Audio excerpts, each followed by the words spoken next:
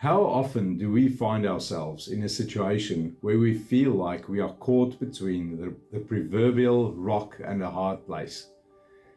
This feeling is quite a constant, in particular in the world of disability, mental illness, or tough circumstances in life, where your options are limited and it often feels you need to choose, like my mom used to say, between the devil and the deep blue sea.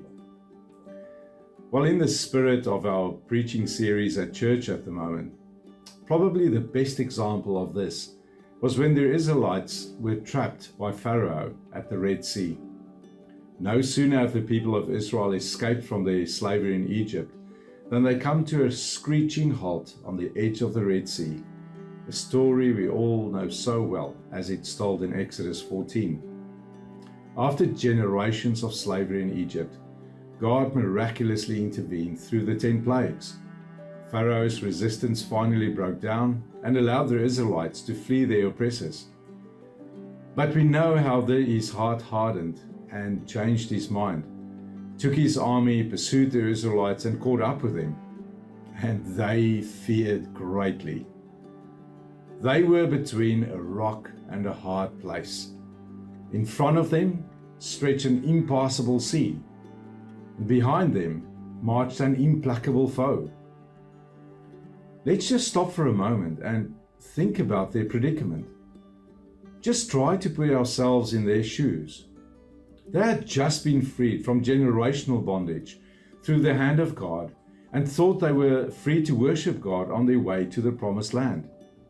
What could be better?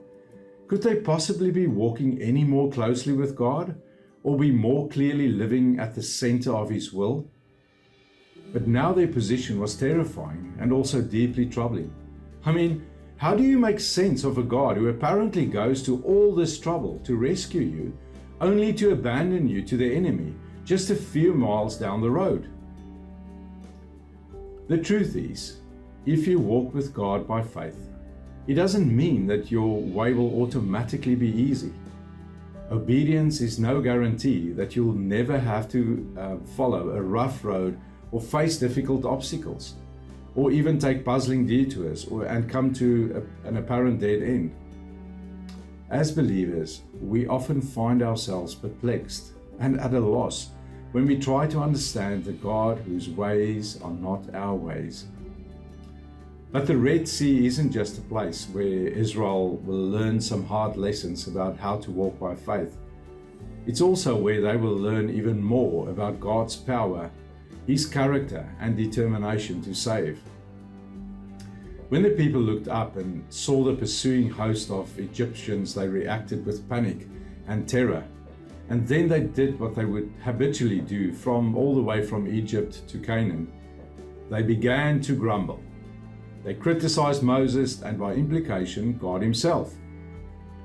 One of the things that constantly amazes me as I read the Old Testament is the patience of God.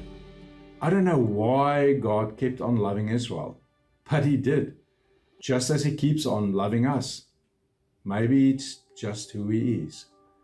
Compassionate and gracious, slow to anger, abounding in love and faithfulness.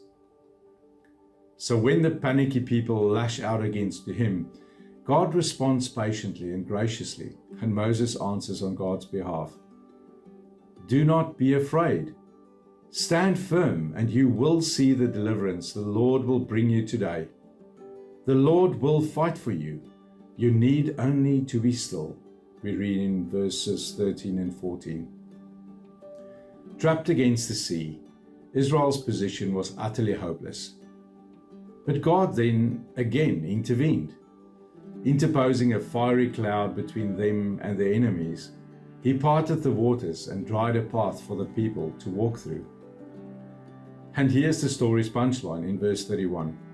And when the Israelites saw the great power the Lord displayed against the Egyptians, the people feared the Lord and put their trust in Him.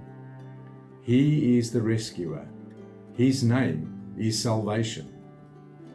Nothing can stop Him in His determination to deliver His people.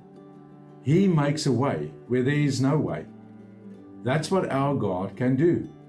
That's who He is. When we find ourselves at a dead end, He cuts a path forward. Our God can turn a cul-de-sac into a freeway. And often when we find ourselves in a big Red Sea moment, or even many mini Red Sea moments, we don't initially anticipate the sea drying up and everything turning out just fine. We don't immediately expect to walk on dry land where there was a sea. From the get-go, we struggle to imagine a scenario where the powerful army of Pharaoh is going to be drowned in defeat. What we naturally see first are the challenge we face, the disability you live with, the chronic or terminal illness, the strained relationship that needs healing, a sadness that won't lift, or even the mountain of work that's getting the better of you. In the tough, I need a miracle times, we often see pain, discouragement, and discomfort. And if we're not alert, we may just succumb to the army fast approaching and toss aside all God has taught us over a lifetime. So what do we do when we're caught between an approaching army and a raging sea? We should not fight them. We should follow Him. We have to trust that God not only knows our situation, but knows the outcome. When God has us firmly facing a Red Sea moment, it requires much stillness before God, much prayer, much faith, and trust. The outcome may not always come quickly or easily, but it will come in such a way that God is glorified. He is more powerful than any situation we face.